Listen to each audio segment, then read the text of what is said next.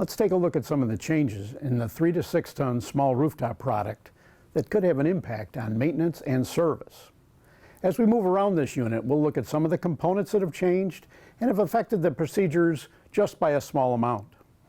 Most of the procedures that you're used to with these size machines probably haven't changed. Some of the components have.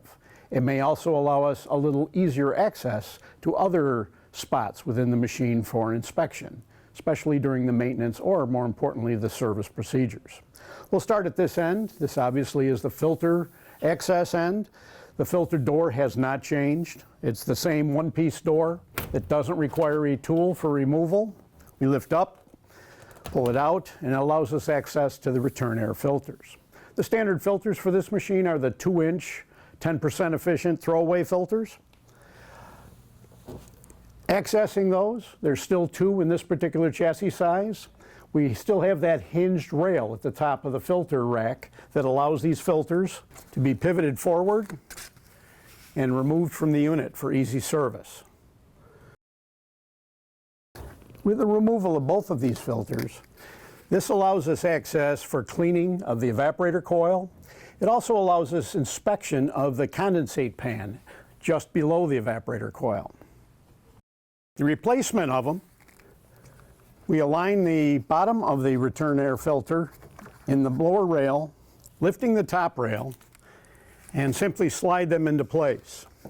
Pay attention, if you will, to the directional arrow on the filter, as there is a coating on the entering air side and the leaving air side that allows it to trap dust and prevent the fiberglass fibers, in this particular case, from being entrained onto the coil and into the space. Make sure that you pivot the upper rail down, which holds the filters in place. If your unit's installed with a condensate overflow switch, it'll be visible down in the condensate pan with the return air filters removed.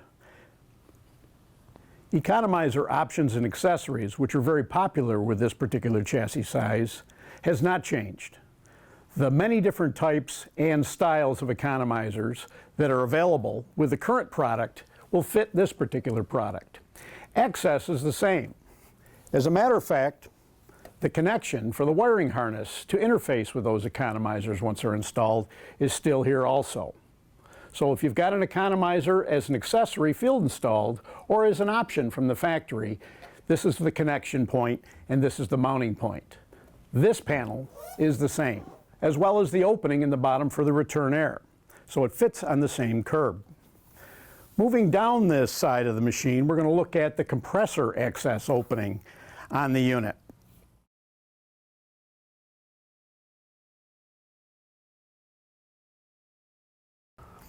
With the compressor access panel removed, I can see connections up here for both my high side and my low side pressure, as well as liquid connections so I can check my refrigerant side pressure drop.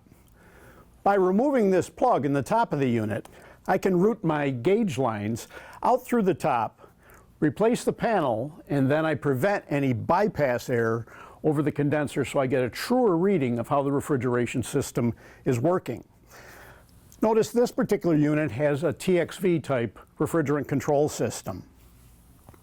Follow the charging table or charging chart that is on the panel on that particular machine to confirm that I've got the right refrigerant charge.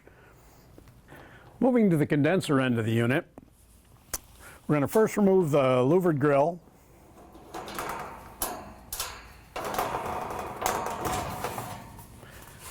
To expose the condenser coil.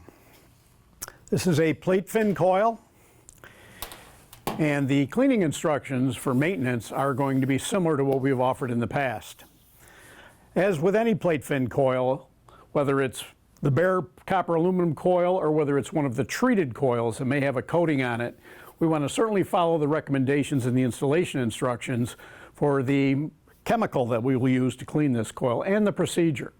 Single roll coils may have a slightly different procedure. I may be able to clean a single roll coil without removing the top or jacking the top cover up.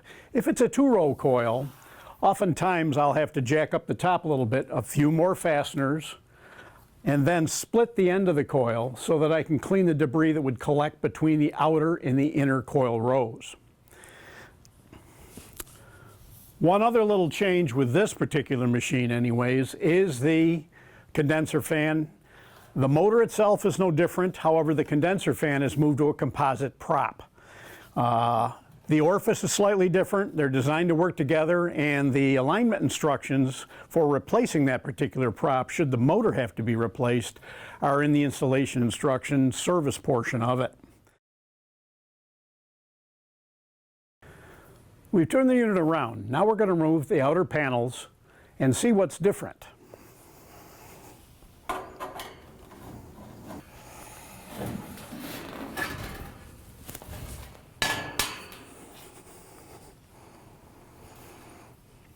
With the control box access panel removed, we can see what looks remarkably the same with this small rooftop unit. The changes that we're going to talk about are specifically with how I adjust the fan and the changes to the control terminal board, which is different with this type of indoor fan assembly.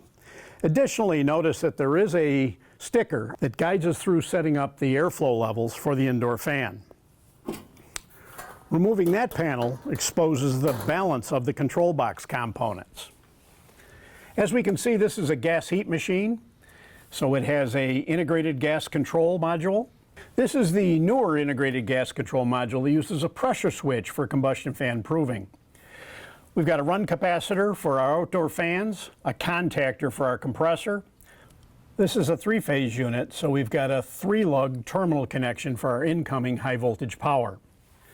Our control voltage transformer, and our new fan control board. This fan control board is not much different wiring-wise than the existing one. We've got our low voltage connection for a low voltage indoor thermostat, our jumper wire connections for things like occupancy control, smoke control. What is a little bit different about this particular board is the fact that at the lower portion of it, as we'll see later, there is a way that we're going to set up the airflow for the indoor fan. It's a different procedure, again, as reflected on the label on the outer panel. For comparison purposes, we're going to show you the current controls terminal board. As you can see, it's about the same size. Our connections are very similar. And just like on the current one here, there are connections for the refrigerant safeties that are out there in the refrigerant circuit. What is different in the new board on the lower portion is the setup for proper indoor fan air delivery. Moving to the indoor fan panel,